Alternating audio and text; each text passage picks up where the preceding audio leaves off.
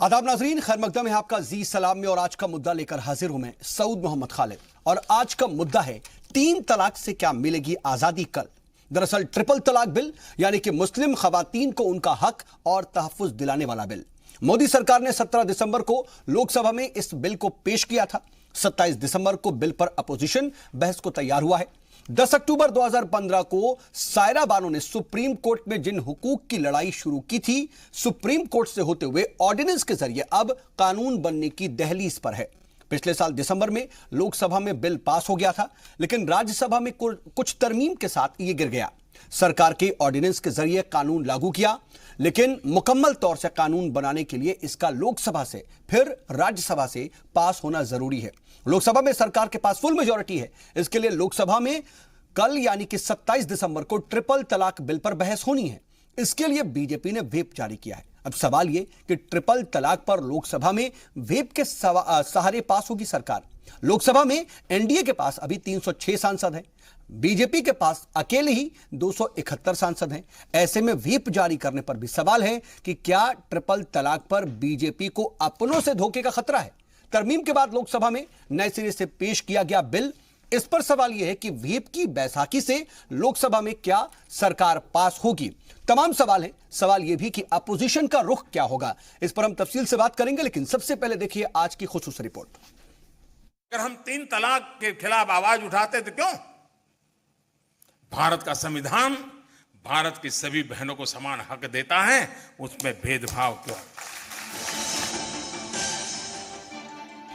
PM Modi बार बार कह रहे हैं कि मुस्लिम खवातीन को बराबरी का हक दिलाने के लिए 3 तलाक पर लगाम लगाने के लिए कानून बनाना जरूरी है।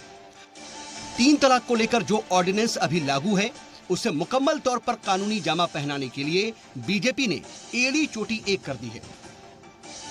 जुमेरात को लोकसभा में 3 तलाक बिल पर बहस होगी। इसके लिए बीजेपी ने व्हिप जारी कर अपने सभी लोकसभा सांसदों को ऐवान में मौजूद रहने को कहा है।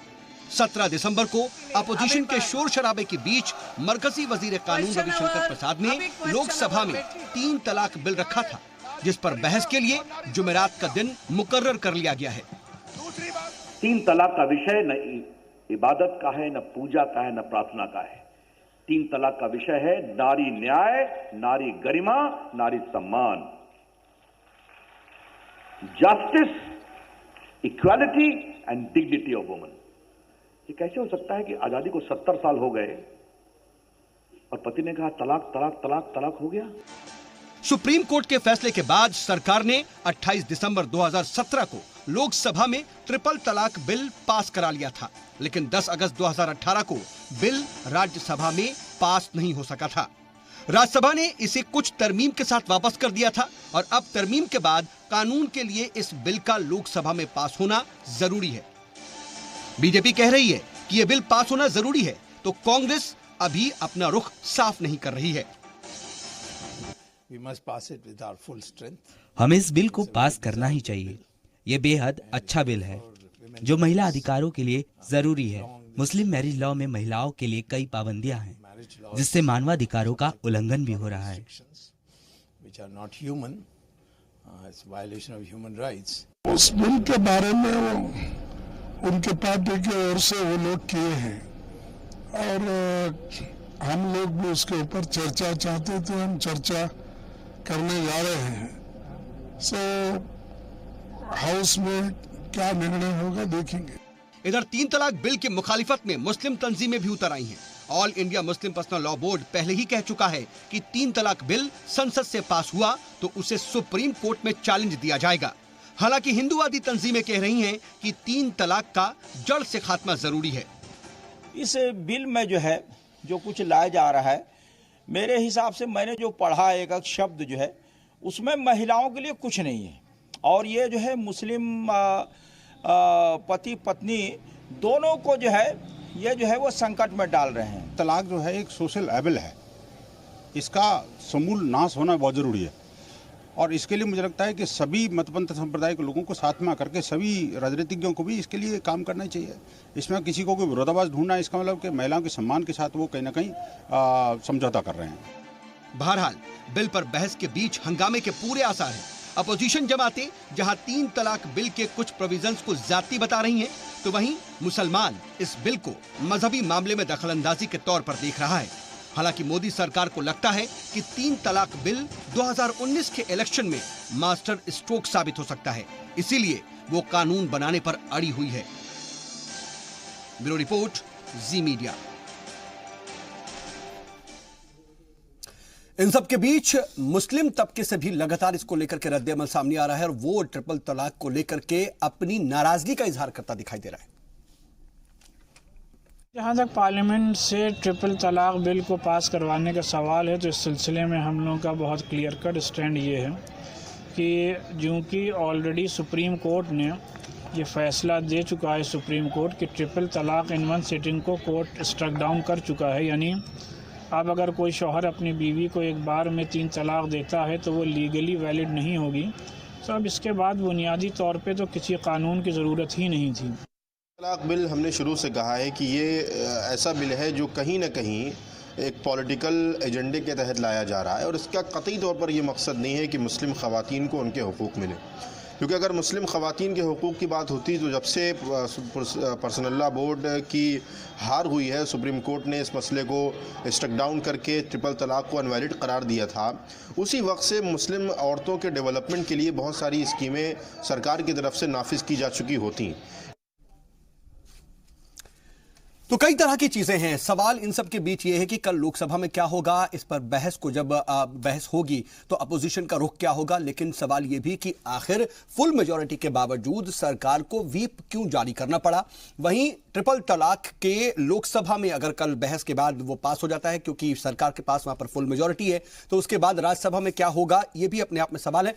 तमाम पहलू हैं, उसको हम समझने की कोशिश करेंगे। हमारे साथ बातचीत के लिए खास पैनल जुड़ गया है। अपने मेहमानों से आपका तारुफ करा देते हैं। हमारे साथ इस वक्त 5 खास मेहमान हैं। हमारे साथ बीजेपी की तरफ से बीजेपी के लीडर प्रिया चौधरी जी हैं, तो वहीं हमारे साथ स्काइप के जरिए जुड़ रहे हैं कांग्रेस के लीडर अरशद आजमी साहब।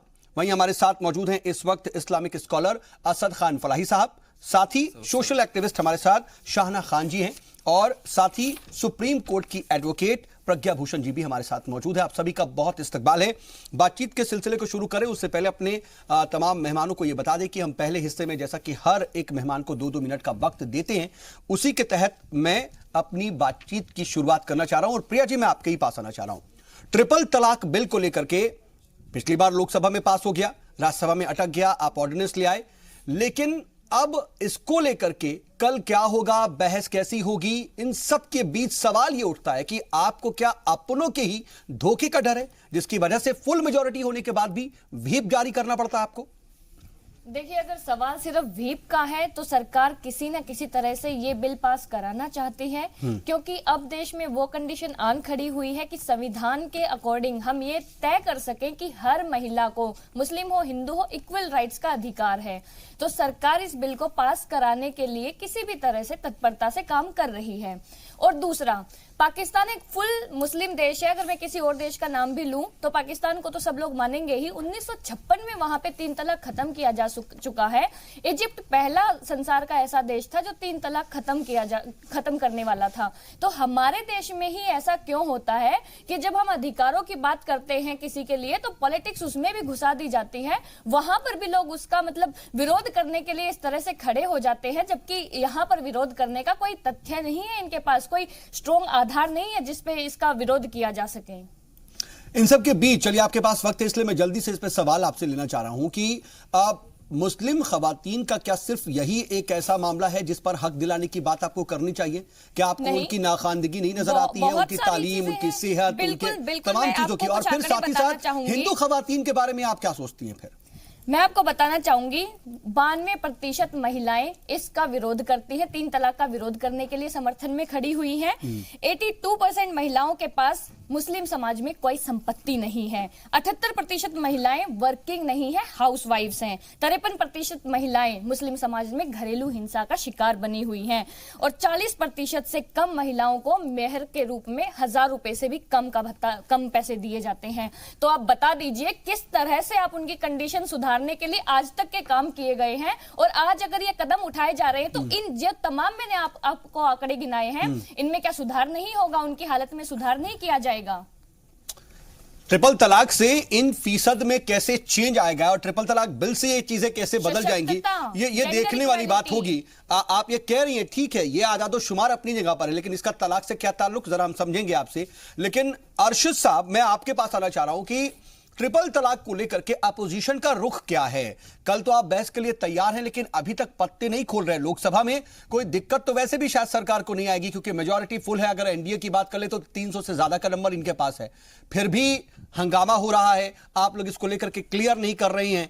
क्या आपको यह लगता नहीं है कि इस तरह की चीजें खत्म होनी चाहिए, क्योंकि इस्लाम भी कहीं ना कहीं इस तरह से कहता है कि तलाक बिद्दत नहीं होनी चाहिए?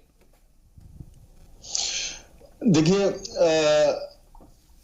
ये एक चुनावी मुद्दा है बीजेपी का, और कहीं भी सिविल मैटर को लेकर के कहीं भी क्रिमिनल रूल नहीं बनाए जाते हैं, क्रिमिनल लॉ नहीं ऐड किए जाते हैं। पहली चीज, तलाक सलासा जो सुप्रीम कोर्ट ने ऑलरेडी पहले से जिस पे कानून बना रखा है, मैं नहीं समझता हूं कि सरकार को इतनी जल्दीबाजी करनी चाहिए थी इस कानून को लाने में। बहुत से ऐसे मसाइल उसमें हो सकते हैं जो पर्सनल लॉ बोर्ड या मुस्लिम कम्युनिटी के लोग उसको बेहतर समझ सकते थे। कांग्रेस ने भी ये बात कही कि इसको सिलेक्ट कमेटी में क्यों नहीं देते, इसको सिलेक्ट कमेटी में दें, उसके बाद फिर आगे ले जाएं। यानी हर जगह मनमानी, रफाइल में जेपीसी में नहीं देंगे, पर्सनल लॉ बोर्ड से मशवरा नहीं करेंगे। सवाल ये है कि इसमें गलतियां हैं, बहुत बड़ी बड़ी खामियां हैं। अगर लगता नहीं है कि मुस्लिम पर्सनल लॉ बोर्ड जिन दलाइल के साथ सुप्रीम कोर्ट में गया था उसके बाद समझ नहीं आता कि क्या उनसे बात करना जरूरी है? नहीं, बिल्कुल जरूरी है, क्योंकि इसमें बहुत सी अभी खामियां ऑलरेडी मौजूद हैं। जो मुस्लिम्स में बहुत से स्कूल ऑफ थॉट्स हैं, मुस्लिम पर्सनल लॉ बोर्ड बहुत सारे स्कूल ऑफ थॉट्स से मिला करके एक बोर्ड बनाया गया है। तो छोटे बड़े बहुत से मसाइल हैं जिसको बिल के जरिए, जिसको कानून के जरिए कभी सॉल्व नहीं किया जा सकता। मुसलमानों की जो बेसिक मसाइल मुस्लिम महिलाओं के थे उसको नजरअंदाज करने के लिए इस तरह के बिल संसद में लाना, मैं समझता हूं कि यह बहुत ही दुर्भाग्यपूर्ण है। और 8 करोड़ मुस्लिम महिलाओं ने जबकि लिखकर ये दे दिया है जिनके बारे में ये कानून ला रहे हैं। अब ये बात बड़ी इंपॉर्टेंट है कि 8 करोड़ मुस्लिम महिलाओं ने जब हस्ताक्षर करके दिए हैं कि ये मेरा पर्सनल लॉ है, इसमें किसी की दखल अंदाजी नहीं चाहते। ठीक है सर, तो इनको इतनी जल्दी क्या मची है? ठीक है, अपने आप में सवाल। लेकिन फलाही साहब, मैं आपके पास आना चाहूंगा कि ट्रिपल तलाक को लेकर के एक सियासी मुद्दे के तौर पर बहस हो रही है। ये अब मोरेवर मजहबी मुद्दे से ज्यादा सियासी मुद्दा होता चला है। लेकिन अगर मजहबी एतबार से हम देखें तो ट्रिपल तलाक या तलाक बिद्दत को तो कहीं ना कहीं इस्लामिक नुक्ता नजर से भी सबसे खराब बना गया है, और यही कहा गया है कि बहुत ज्यादा एक्सट्रीम कंडीशन ना हो तो ये तलाक ना दिया जाए। और तमाम मुस्लिम ममालिक भी हैं जो इससे परहेज कर चुके हैं, बंद कर चुके हैं इसे। देखिए, जब आप तलाक बिदत कह रहे हैं तो अपने आप में गलत हो गई। तलाक बिदत हर उस बुराई का नाम है, नई चीज का नाम है। तो जब आप तलाक बिदत बोल रहे तो वो तो गलत है, उसका कहीं से जवाज नहीं है इस्लाम के अंदर। इस्लाम किसी भी गलत चीज को नहीं देता। अब आइए, आप जो उसको कह रहे हैं इसका राजनीतिकरण हो गया, कैसे पॉलिटिसाइजेशन हो गया। सुप्रीम कोर्ट ने फैसला सुनाया, सेट असाइड कर दिया, इनवैलिड कर दिया कि अब ट्रिपल तलाक जायज नहीं है, इसको जो है अनकॉन्स्टिट्यूशनल कर दिया। सुप्रीम कोर्ट ने जब ये फैसला सुनाया तो सरकार को गाइडलाइंस दी और डायरेक्शंस दिए थे। उन डायरेक्शंस में क्या कहा था कि जब आप कानून बनाएं तो कानून बनाते वक्त इस बात का ख्याल रखें कि आप किसी इस्लामिक स्कॉलर्स या इस्लामिक ऑर्गेनाइजेशन से कंसल्ट करें और उनके मुताबिक जो मजहब के उमूर में जो बातें कही गई हैं उसी हिसाब से आप इस बिल की ड्राफ्टिंग करें।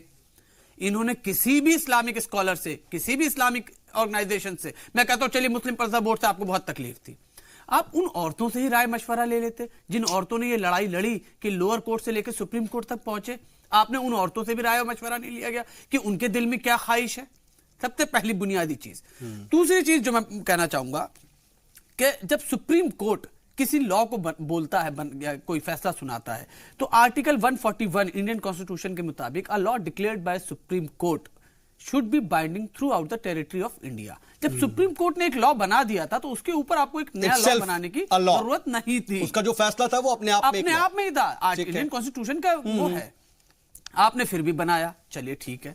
अब आइए देखिए नैरेटिव क्या सेट, बयानिया क्या सेट किया गया है सऊद भाई कि 22 मुल्कों ने ट्रिपल तलाक को बैन किया है। आई एग्री विथ इट, मैं मानता हूं, लेकिन उन 22 मुल्कों में से किसी भी एक मुल्क की मिसाल पेश की जाए जिसने ट्रिपल तलाक को क्रिमिनलाइजेशन की कैटेगरी में लाके खड़ा किया हो, जिसने ट्रिपल तलाक देने वाले को क्राइम माना हो, क्रिमिनल माना हो और उसको सजा का प्रावधान या उसके लिए सजा की कोई बड़ा वो रखी गई है। एक तरीके से वही बात कि सिविल मामला है, इसको क्रिमिनल मामले में क्यों तब्दील किया जा रहा है? ऐसे में था उसको सोशल सेक्रेमेंट प्रज्ञा जी, आपसे ही समझना ये जरूरी हो जाता है इसका जो कानूनी पहलू है, लेकिन मैं पहले शाहना खान जी आपके पास आना चाहता हूं, क्योंकि देखिए बात मुस्लिम खवातीन की हो रही है और आप तो सोशल एक्टिविस्ट हैं, मुस्लिम खवातीन के लिए काम करती हैं, उनके बीच रहती हैं, और हमने ये भी देखा कि बड़ी तादाद में मुस्लिम खवातीन ने भी बाकायदा साइन करके सरकार को कहा कि हम इसके खिलाफ हैं और हमारा जो एक पर्सनल लॉ है हम उसको मानना चाहते हैं, उसकी पासदारी चाहते हैं। ये जो एक सियासी बयानबाजियां हो रही हैं और अब इसको लेकर के जो बिल लाने की तैयारी है उसको आप किस तरह से देखती हैं? ये असल में मैं let me start with saying this कि this is the whole scenario they have set up because now 2019 election is just on the head, so BJP is again playing a vote bank. और इससे जो है why can't we talk about justice in every which way for a woman. ये सिर्फ ये नहीं होना चाहिए कि मतलब मुस्लिम वुमेन्स के लिए ही जो है ट्रिपल तलाक के थ्रू ही उनको इंसाफ मिलेगा या जस्टिस मिलेगा। ये सारी तरफ से ये सारी जो चीजें जो हो रही हैं असल में ये वोट बैंक की पॉलिटिक्स 2019 इलेक्शंस आ गए हैं, तो ये जो गवर्नमेंट है ये सिर्फ प्ले कार्ड खेल रही है कि थ्रू वुमेन्स को दिखा करके, womens are not educated specially in Muslim community, उनको समझ ही नहीं आ रहा। ट्रिपल तलाक तो ऑलरेडी इट्स अनकॉन्स्टिट्यूशनल ऑल्सो और अन इस्लामिक ऑल्सो, ये सबको पता ही है। तो ये किस नहीं, लेकिन शाहना जी देखिए फिर भी इसके बाद जो है ना, जैसे मुस्लिम खवातीन जो है बहुत ज्यादा नहीं जानती इन मामलों में या फिर तालीम की कमी है, तो मुस्लिम मर्द भी ऐसे ही हैं जो गुमराह हैं और इसका गलत फैसला उठाते हैं, उनको ये नहीं पता है कि ट्रिपल तलाक क्या होता है, गैर इस्लामी है या नहीं है, वो दे देते हैं। That's the point I am making. वो तो एजुकेशन के थ्रू ही हम चेंज लेकर आ सकते हैं ना।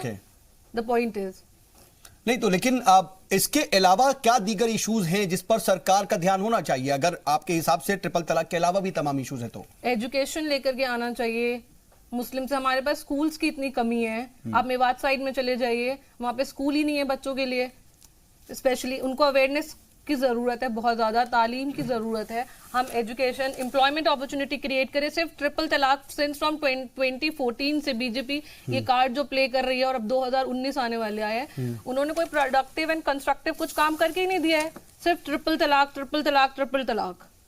एंड अगर ये आ भी जाएगा इस पावर में तो how does it help? I want to know. चलिए ये भी आपसे समझेंगे कि क्या ये काम कर रहा है, क्योंकि देखिए जब आप जैसे सोशल एक्टिविस्ट आती हैं या फिर बड़ी तादाद में मुस्लिम खवातीन सड़क पर उतर करके इसकी मुखालिफत करने लगती हैं और बाकायदा एक सिग्नेचर कैंपेन चलाने लगते हैं लोग, तो फिर सरकार आखिर क्यों ये ला रही है? ये भी एक सवाल है, क्योंकि सरकार को क्या दिख नहीं रहा कि बहुत लोग इसकी मुखालिफत कर रहे हैं। लेकिन प्रज्ञा जी, इसके कानूनी पहलू को समझना बहुत इंपॉर्टेंट है, क्योंकि देखिए अरशद साहब ने भी वही बात उठाई और फलाही साहब भी खासतौर पर उसका जिक्र कर रहे हैं कि ये सिविल मैटर है, इसको क्रिमिनलाइज बनाना क्या ठीक है? एक बात, और इसके अलावा इन सब के बीच ये भी दिख रहा है कि क्या मुस्लिम उलेमाओं से इसके बारे में जानकारी ली गई, इससे सलाह मशवरा किया गया?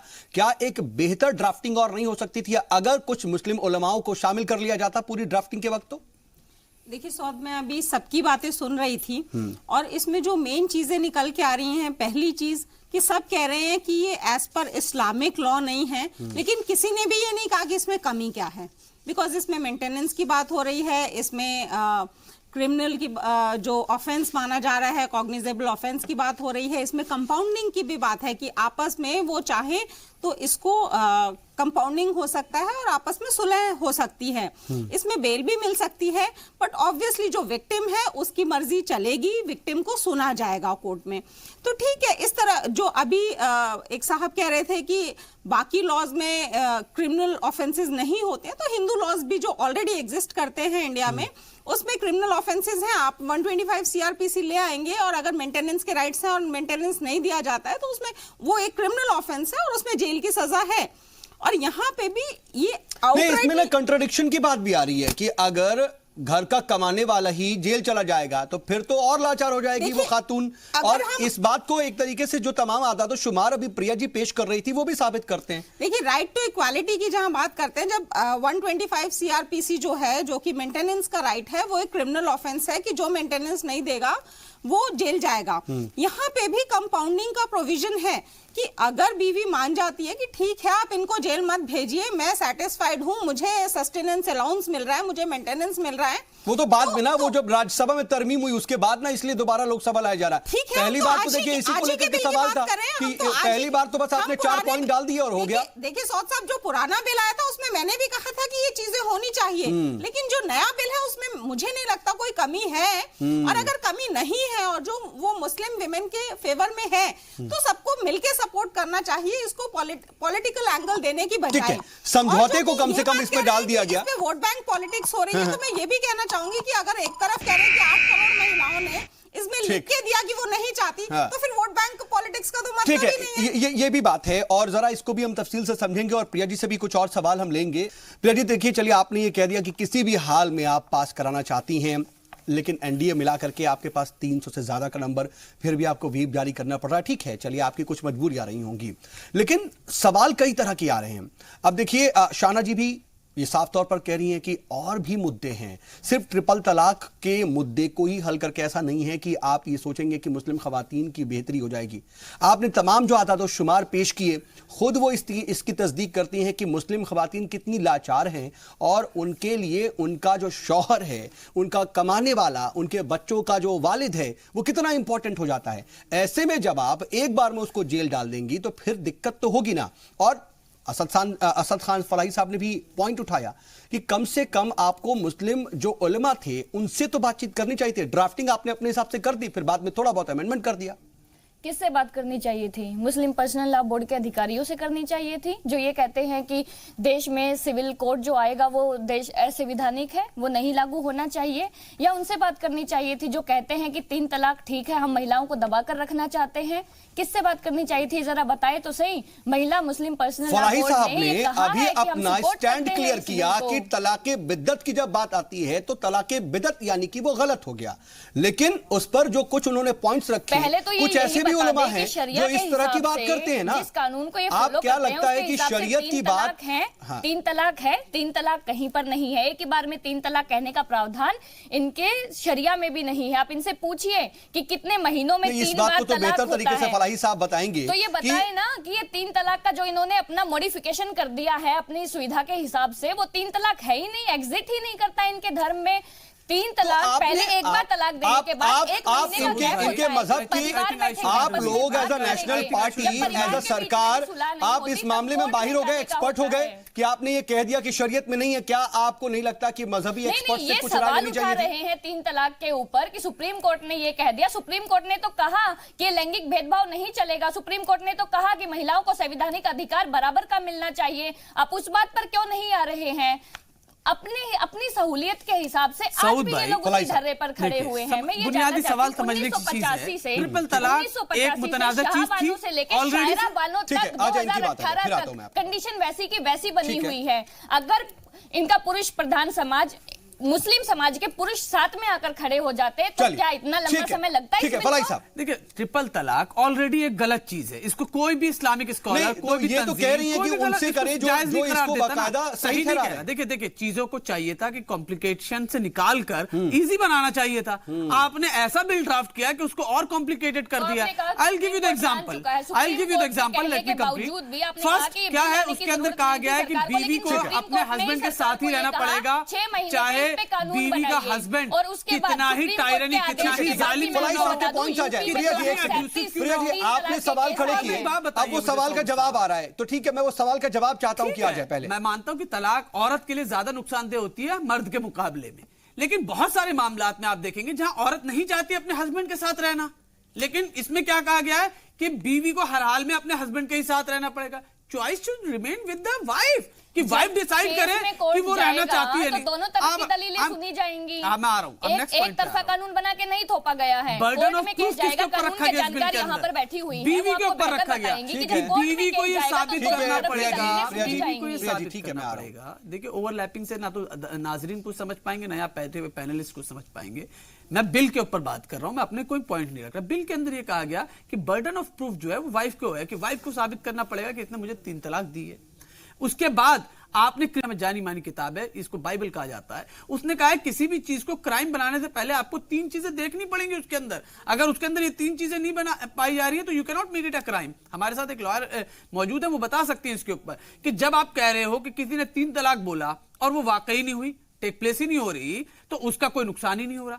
आप बिला वजह एक इंसान को क्राइम बनाकर के उसको जेल भेज रहे हो कि एक बने हुए रिश्ते को बनाने की जगह आप तोड़ने का काम कर रहे हैं। फिर उसके बाद अभी 125 का सेक्शन का जिक्र किया, वो तो ऑलरेडी हमारे पास अवेलेबल ही है।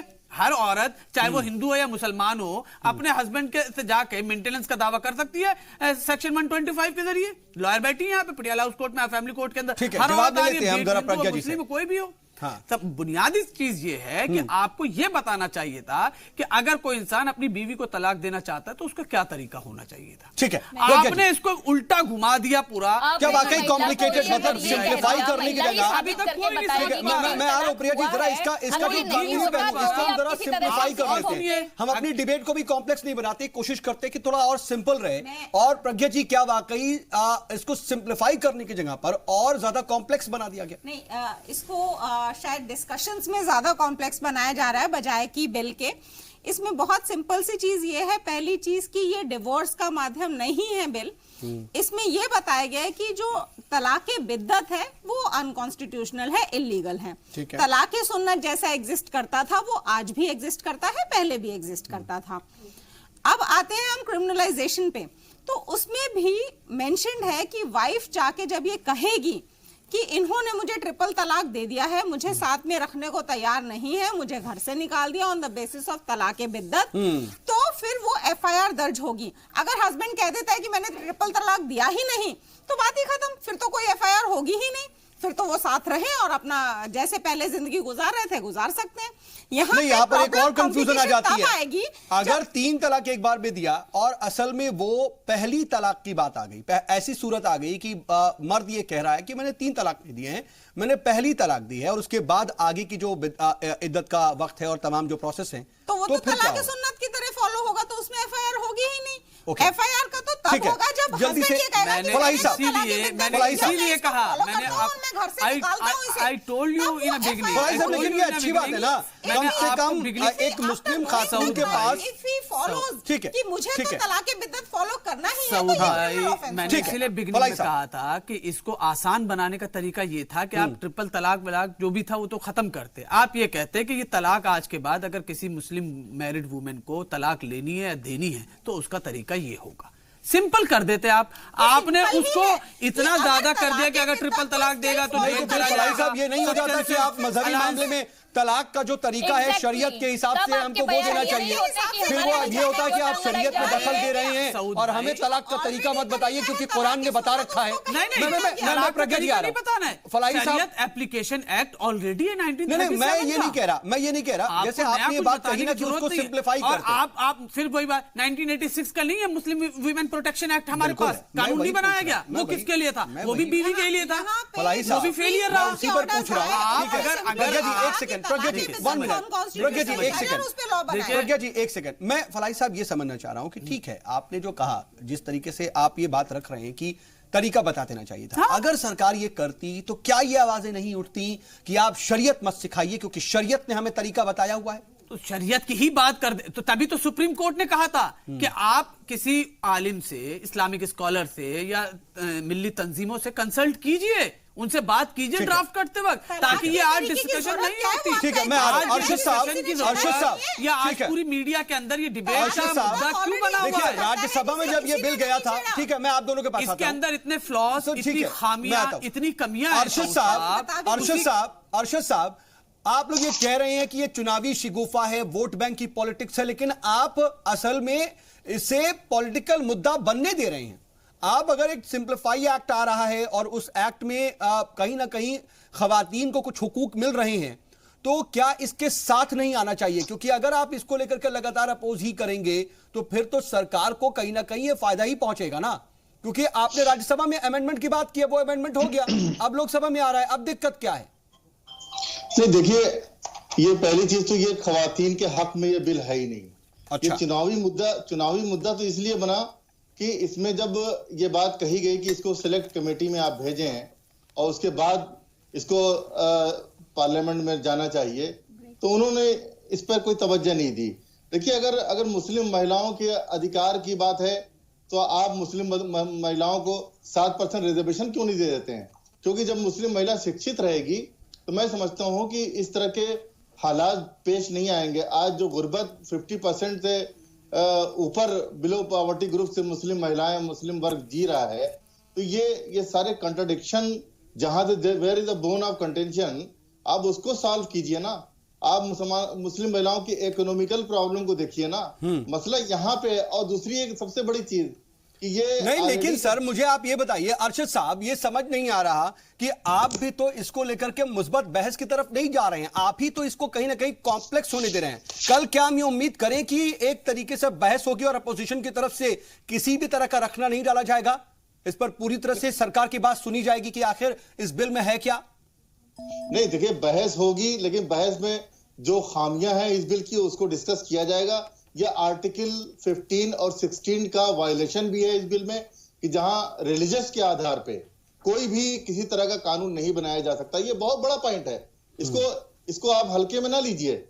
इनका मसला सिर्फ अगर ये होता है कि मुस्लिम महिलाओं के हित के लिए ये कर रहे हैं तो इसमें कोई बुरी बात नहीं है। तिलाक देना कोई अच्छी चीज नहीं है, और तिलाक सलासा और एक बार में 3 तलाक देना, इस सिलसिले से सुप्रीम कोर्ट में ऑलरेडी कानून पहले से मौजूद है। और मुस्लिम महिलाओं के हनन के लिए भी पहले से आर्टिकल एक्ट जो है 489 AIPC है, सेक्शन 22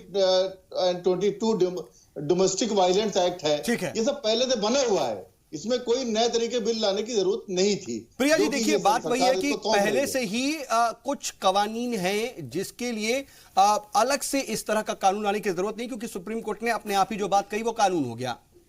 तो इन्होंने जो कानून बता दिए कि सुप्रीम कोर्ट ने ऐसे कह रखा है, उसके बावजूद भी 3 तलाक के इतने केसेस क्यों सामने आते रहे? क्यों 3 तलाक होता रहा? क्यों वो महिलाएं सुप्रीम कोर्ट तक दोबारा पहुंच नहीं पाई? एजुकेशन की बात करी गई यहाँ पे कि एडुकेटेड नहीं है, तो जब वो एडुकेटेड ही नहीं थी तो वो कैसे जानेंगी कि उनके अधिकार क्या है, वो कहाँ पर आवाज उठा सकती है? सुप्रीम कोर्ट का ये डिसीजन आने के बाद ही मैं आपको फिर से बता रही हूँ, अभी भी तो वो आपको पहले मैं डेटा देती हूँ, तालीम याफ्ता तो नहीं हो गई ना, एजुकेटेड तो हो नहीं गई। आपके इस बिल बनाने से वो एजुकेटेड कम से कम उन्हें एक अधिकार तो मिला, कम से कम वो अवेयर शाहना जी इस पॉइंट पर क्या कहेंगी? शाहना जी, सॉरी, कम अगेन। इस पॉइंट पर क्या कहेंगी कि अब एक हक देने की बात कही जा रही है, लेकिन मैं ये पूछ रहा हूं कि एजुकेटेड तो नहीं हो गई ऐसे तमाम खवातीन? और इस बिल के आ जाने के बाद भी अगर unless and until women are not educated तो कैसे चेंज आएगा? मैं ये जानना चाहती हूँ अपनी पैनलिस्ट से।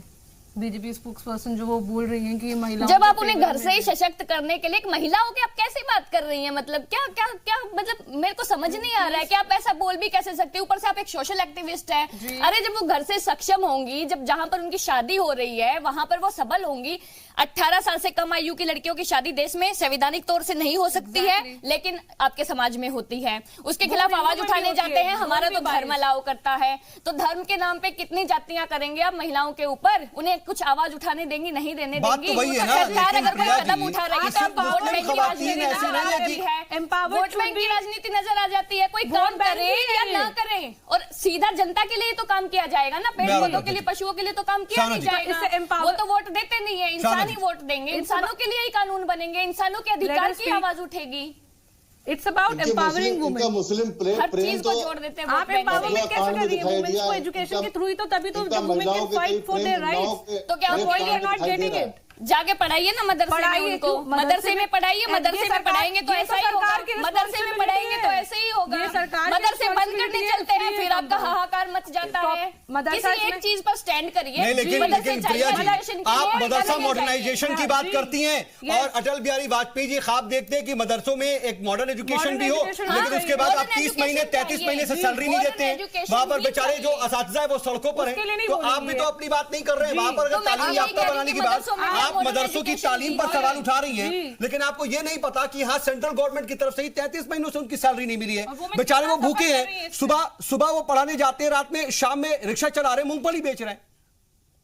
तो यहाँ पे अब सैलरी का सवाल है या एजुकेशन का सवाल है? डेफिनेटली आप जब टीचर्स को सैलरी नहीं देंगे तो पढ़ाएंगे कैसे? वो से उन्हें सैलरी नहीं मिल रही है तो क्या वो मतलब वो अपनी एजुकेशन को ऑर्गेनाइज नहीं करेंगे, अपनी एजुकेशन को मतलब मदरसा टीचिंग पर ही आपने सवाल उठाया ना। आपने कहा मदरसे में पढ़ाने वाले मदरसे में पढ़वाइए और मदरसे में पढ़ने वाले, यानी कि अभी फलाही साहब यहाँ पर मौजूद थे और किस तरीके की उनकी तालीम है और किस तरीके से वो फॉरेन जो है लेक्चर्स देते हैं, वो मदरसे से ही पढ़े हुए हैं। ठीक है, स्कूल नहीं खोले जाएंगे, उनको एजुकेटेड नहीं किया जाएगा। नहीं, लेकिन ये मैं बताऊं, आप एक दलील मुझे समझ में नहीं आई। आरक्षण की बात कर रहे हैं, मुझे ये दलील नहीं समझ में आई, क्योंकि अगर आप अल्लामा इकबाल से लेकर के आप तमाम जो मुस्लिम स्कॉलर्स हैं, आप हमारे एजुकेशन मिनिस्टर्स को भी आप देख लीजिए, पहले मदरसों से तालीम हासिल करके वो आए हैं। एपीजे अब्दुल कलाम हमारे। आप ये कैसे कह सकती है कि मदरसों में जाके पढ़ाई और उनको ऐसा ही होगा? बहुत अच्छे मदरसे में उन्हें एजुकेशन मिली ना। आजकल जो मदरसों में एजुकेशन दी जा रही है, ताज्जुब है। बेहतर ये होगा कि मदरसे की तालीम को समझी जाए कि आखिर क्या है। वो तो वो ठीक है कि आपके तमाम वजीर ये बोल देते हैं कि मदरसे में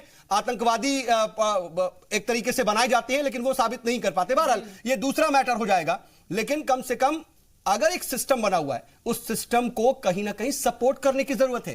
सरकार वो सपोर्ट नहीं कर रही है, तो सपोर्ट नहीं मिल रहा ना, सपोर्ट ही तो नहीं मिल रहा है। क्या मुस्लिम महिला आरक्षण के अंदर मैं आता हूं। देखिए ये मदरसा एजुकेशन पर डिबेट नहीं है, इसलिए मैं उस पर बहुत ज्यादा जाऊंगा नहीं।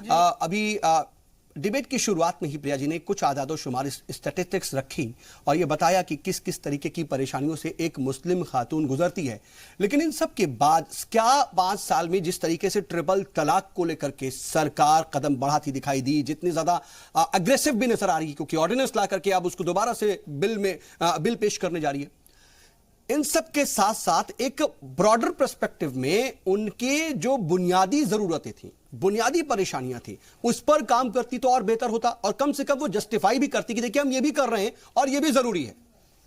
सौद साहब, अभी मैं किसी और चैनल पे थी और वहाँ पे यही बातें हो रही थी कि जिस तरह से वजीफे बढ़ाए गए मुस्लिम बच्चियों के और जिस तरह की उनकी एजुकेशन में भी चेंजेस आए हैं, तो ऐसा नहीं है कि नहीं कुछ हुआ है। ऑल्दो मैं सरकार की तरफ से नहीं हूँ, हम लीगल पर्सपेक्टिव पे आते हैं। जैसे कि अभी अरशद साहब कह रहे थे कि लॉज ऑलरेडी एग्जिस्ट करते थे, इसलिए ये लॉ बनाने की जरूरत ही नहीं थी। तो मैं बताना चाहूंगी, डोमेस्टिक वायलेंस एक्ट को तलाक बिद्दत के अनकॉन्स्टिट्यूशनल डिक्लेयर करने से हम कंपेयर नहीं कर सकते हैं, जिस तरह से वो डोमेस्टिक वायलेंस एक्ट का एग्जाम्पल दे रहे थे। तलाक बिद्दत अनकॉन्स्टिट्यूशनल, कोर्ट ने ये कहा कि तलाक बिद्दत को हम अनकॉन्स्टिट्यूशनल मानते हैं और उसके लिए एक प्रॉपर लॉ बनाया जाए। कोर्ट की बात मानते हुए बीजेपी ने आगे एक लॉ बनाया। तो कांग्रेस की भलाई तो ये होती कि कहती कि ठीक है ये तो कोर्ट ने किया, इसमें वोट बैंक पॉलिटिक्स नहीं होगी और हम भी मुस्लिम महिलाओं के साथ खड़े हैं। तो उन महिलाओं के साथ अगर कुछ अच्छा हो रहा है और कांग्रेस साथ खड़ी होती तो इस वोट बैंक पॉलिटिक्स को वहीं के वहीं ये नल एंड वॉइड कर देते, बट ऐसा करने की बजाय इन्होंने उसको पॉलिटिकल टूल दी। सेकेंडली, जो इस पे बात हो रही है कि इसमें क्या मिल रहा है क्या नहीं मिल रहा है, तो मैं ये क्लियर करना चाहूंगी कि ये क्रिमिनल ऑफेंस तब होगा जब मुस्लिम महिला को रातों रात घर से बाहर निकाल दिया जाएगा या ट्रिपल तलाक देके उसको एक मैरिड वुमेन के राइट्स नहीं मिलेंगे, तब ये एफआईआर होगी, उससे पहले नहीं होगी। तो जो बार बार कहा जा रहा है कि वो जेल चला जाएगा तो वो मेंटेनेंस कैसे देगा और वो कैसे अपने पास रखेगा, अगर अपने पास रखेगा तो क्रिमिनल ऑफेंस वाली बात ही नहीं है, इसमें कोई बात आती ही नहीं है। तो इन चीजों, ठीक है, अरशद साहब इस पर जवाब देना चाहते हैं, मैं जल्दी से उनका जवाब। के सर पे जो हमेशा तलवार लटकी रहती थी कि वो ग्रो ही नहीं कर पाती थी, अब एटलीस्ट ट्रिपल तलाक की जब ये तलवार हट जाएगी तो वो आगे अपनी जिंदगी, बिल्कुल ठीक बात है, कहीं ना कहीं उनके अंदर भी एतमाद आएगा। और अरशद साहब, क्या आप इस बात को मानती नहीं है, बार बार वही बात आती है कि मुस्लिम जो है एक तरीके से पितृसत्तात्मक सोच की बात बार बार आती है। ये बात आती है कि जो मर्द हैं वो ये नहीं चाहते कि कहीं ना कहीं इस तरह के हुकूक औरतों को मिले, क्या ये सच है? नहीं सर साहब, देखिए इसमें कहीं से सच्चाई नहीं है कि अब चूंकि भारतीय जनता पार्टी, उनके राइट्स मिलने चाहिए अरशद साहब। नहीं, मुस्लिम महिलाओं को राइट ऑलरेडी मिले हुए हैं और बढ़ चढ़ के मिलने चाहिए, उसमें कोई एतराज की बात नहीं है। कोई भी मुस्लिम महिलाओं के खिलाफ कोई बात हम कर ही नहीं रहे हैं। बात सिर्फ इतनी सी यहाँ पे है कि एक सिंपल तलाक, जिसके बारे में आज तक नहीं समझा गया कि अगर 3 टाइम में तलाक दिया जाता है तब वो तलाक वाज़ेह होती है। अगर एट ए टाइम जो तलाक होता है वो एक कंडीशनल तलाक है। वो तलाक एक ऐसे कंडीशन के लिए है कि अगर आपकी बहन और हमारी बहन बेटी अगर कहीं पे किसी की शादी होती है और अचानक दूसरे दिन ये पता चलता है कि उसका हस्बैंड शराबी है और उसके जिस्म को उसने बेचा और उसके साथ बेहुरमती करी, तो क्या आप उस कंडीशन में अपनी बहन और बेटी को क्या अपने उस आदमी के साथ एक दिन भी बिताने के लिए क्या भेजेंगे? वो एक कंडीशन होती है। बहुत सी कानून जो बनाए जाते हैं वो समझ बूझ कर बनाए जाते हैं इस्लाम के शरीयत में कि जब कभी खुदा न ठीक है, लेकिन मैं शाहना जी से इस पर समझ लेता हूं। शाहना जी देखिए, इसमें बात यही है ना कि असल में क्या मुस्लिम औरतों के हुकूक को, उनके जो उनकी बेहतरी के बारे में, उनकी बेदारी के बारे में सोचा जा रहा है? आप ये कह रही हैं कि ठीक है, एक हुकूक तो मिल जाएगा और इससे कहीं ना कहीं मर्दों में डर होगा, जो नहीं करना चाहिए था वो कम से कम इससे बचेंगे। लेकिन फिर भी क्या कांग्रेसी या फिर अपोजिशन जब आते हैं, आपको ऐसा लगता है कि मुस्लिम खवातीन के साथ हैं? ये तो अपने ले जाए कांग्रेस हो, any party, BJP, I am not the spokesperson of any party.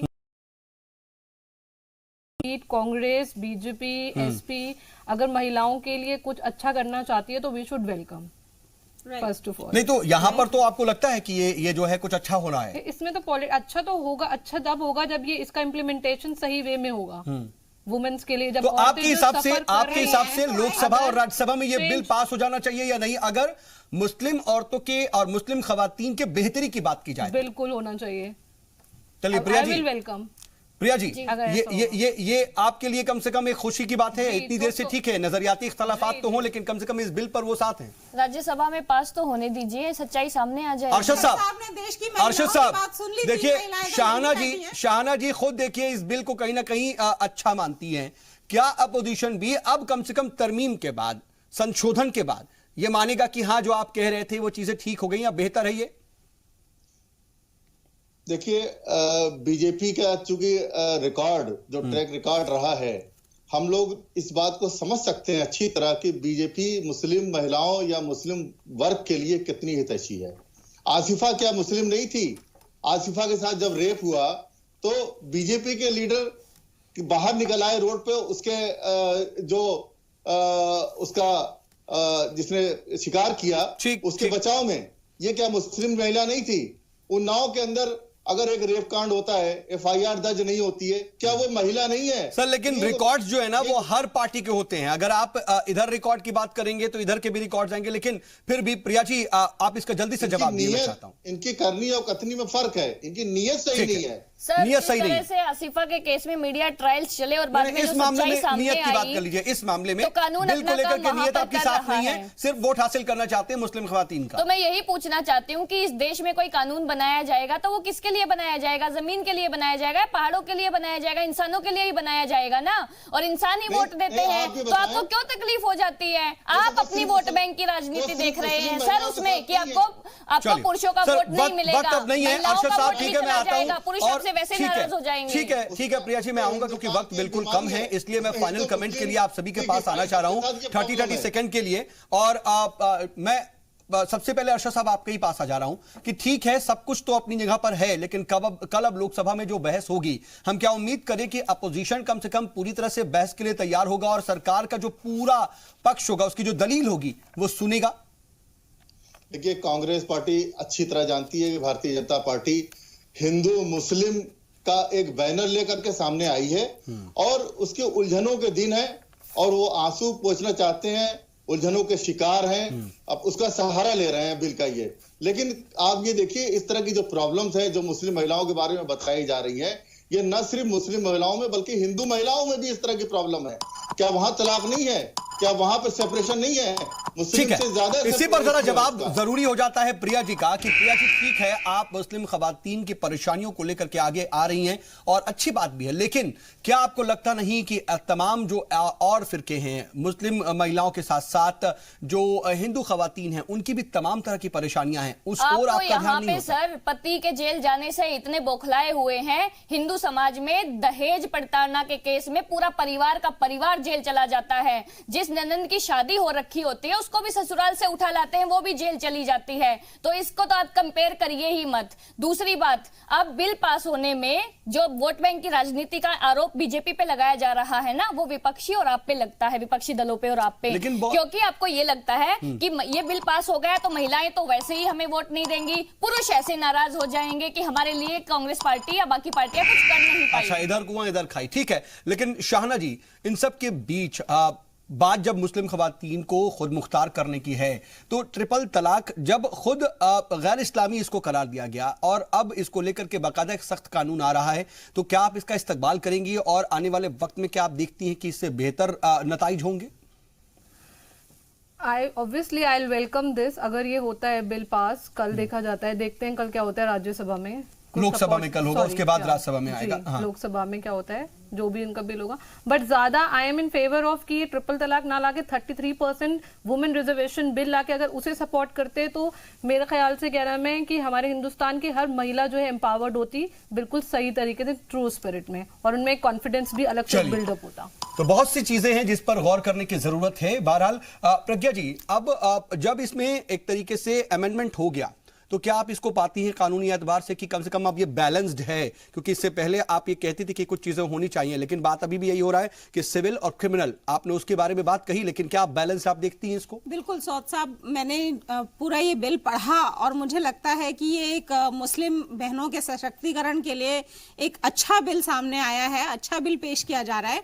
और मुझे लगता है कि इसको पॉलिटिकल एंगल ना दे करके हर पॉलिटिकल पार्टी को, हर धर्म के इंसान को साथ में खड़ा होकर मुस्लिम बहनों के साथ खड़ा होना चाहिए और उनके सशक्तिकरण की तरफ हमें उनका साथ देना चाहिए और इसको वेलकम करना चाहिए। चलिए, आप सभी मेहमान हमारे साथ जुड़े और बातचीत में शामिल हो, इसके लिए आपका बहुत बहुत शुक्रिया। अब ये देखना होगा कि कल लोकसभा में इसको लेकर के जब बहस होगी तो फिर क्या नजारा देखने को मिलेगा और राज्यसभा में क्या इसको पास कराने में कामयाबी मिलेगी, लेकिन कब तक, यह भी सवाल है, हम देखेंगे। आप नजर बना रखिएगा।